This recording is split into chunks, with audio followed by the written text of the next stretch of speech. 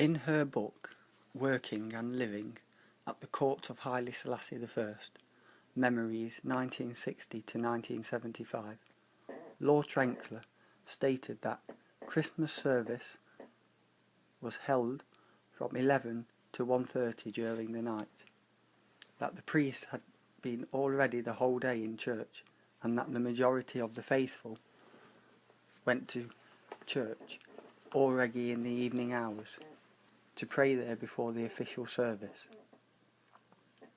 She says that His Imperial Majesty Haile Selassie I and the imperial family went to Stephanos Church most of the time, which is very near to the palace.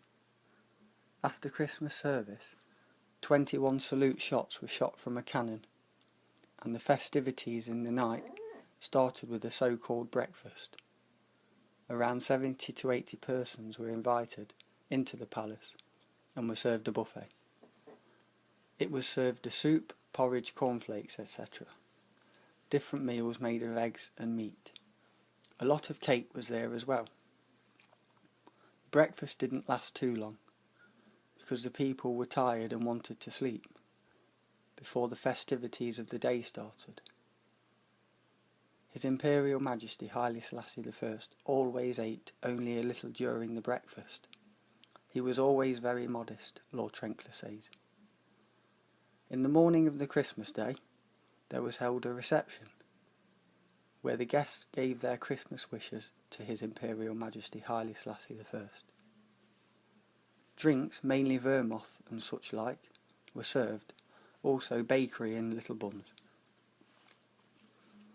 In the noon there was served lunch in the Menelik Hibi for around 400 persons, and in the afternoon there was a great children's party in the great meadow behind the palace. For lunch, only Ethiopians were invited, but beside the Ethiopian food, there was also so-called European food. In the great meadow behind the palace, already one day before Christmas, a big Christmas tree with electric lights had been erected. Tables, chairs and parasol had been built up, as well as a big buffet. At the end of the meadow, there had been built up a big tent, in which the Emperor, the imperial family, and some other persons were sitting on little tables to enjoy the feast. The guests came, children of different nations, together with their chaperones. The invitations were given to a big amount of children, members of the embassy until a certain age. There were also a lot of Ethiopian children, and of course the children of the imperial family and their friends. His Imperial Majesty Haile Selassie I always wore the typical white Ethiopian dress, also the princes and princesses, as well as most of the guests. There were many games for the children. Likewise, it would have been in Austria, Lord Trenkler says.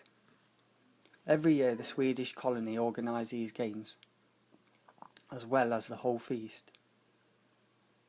A footnote states that the strong Swedish presence in Ethiopia goes back to the activities of the Swedish mission at the end of the 19th century, and also because of the fact that Swedish officer like Carl Gustaf von Rosen, who rests in Addis Ababa, trained the Air Force of Ethiopia. Most of the time there was a magician, a clown, children's ballet and other little amusements. Then the guests were requested to take their seats on the table, and it was served coffee, tea and other drinks, as well as cake, bakery and buns. Then Father Christmas came, and it was the big surprise, because he came every year in another way. One time he was riding on a donkey, another time on a horse carriage, and one time he came even on an elephant. And that year there was an Indian circus in Addis Ababa, who provided for this huge animal. Of course, Father Christmas brought presents for the children, every single one with a name written on it. Every child was called by their name to receive their gift, which was according to gender and age of the child. After some time, it was time to say goodbye.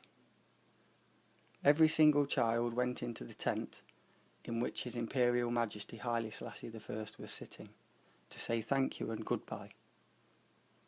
Lord Trenkler states that it was clearly visible how much the Emperor was happy about this children's party. He was smiling all the time and spoke to every child some words.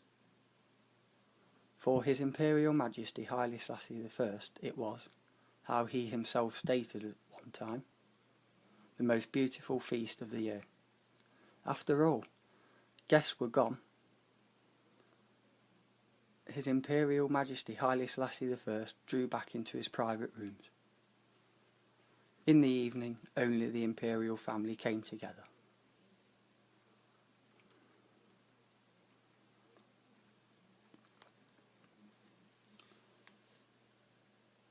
Part 2 sourced from Asfor Wasson Aseret, the grandnephew of His Imperial Majesty Haile Selassie I.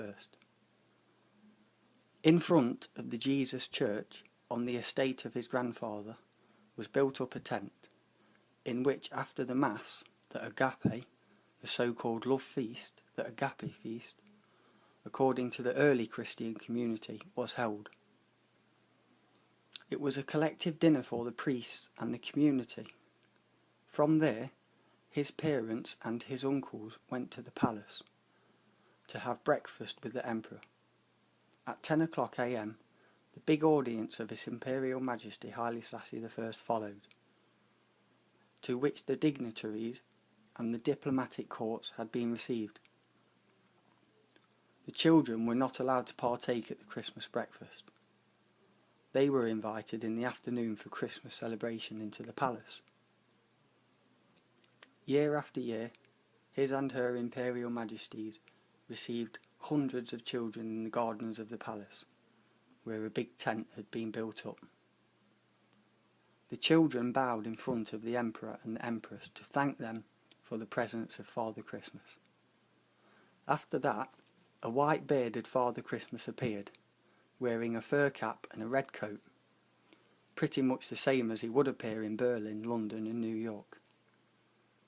His appearance was always spectacular. Once he came riding on a camel, another time on an elephant, and another time he flew in a helicopter. He was speaking with English accent and was an ambassador of the British Embassy.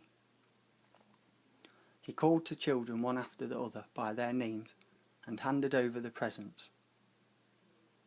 Around the tent were built up carousels. There were jugglers, clowns and fire breather. Also there was a little stage with the puppet theatre. There were many sweets, cakes, ice cream, cotton candy and fresh made popcorn. The Emperor and Empress sat, together with their court, in front of their tent. Servants hold velvet stringed umbrellas over their heads while they were having tea and while they were watching the children frolic. Each year the Emperor personally gave Christmas presents to school children of the capital. Year after year other school children were chosen, so that after some time every school child was able to meet His Imperial Majesty Haile Selassie I at least one time. Every pupil was presented with a woolen pullover, a piece of cookie and an orange. It was an unforgettable experience for all of them. Asfer Wasson Aseret reports that even the strongest advocate of the communist revolution remembered this occasion not without melancholy. In his house had been celebrated the Ethiopian Orthodox feast on the 7th of January, as well as the European Christmas feast on the 25th of December.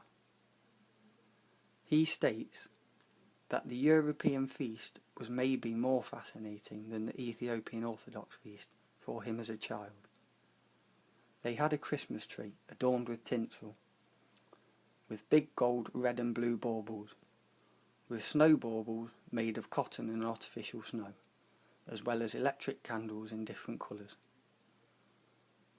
The only difference to the European Christmas tree was that it was not a fir tree nor a spruce, but a cedar taken by the forester from an Ethiopian forest. The Christmas decoration had been delivered by Harrods from London.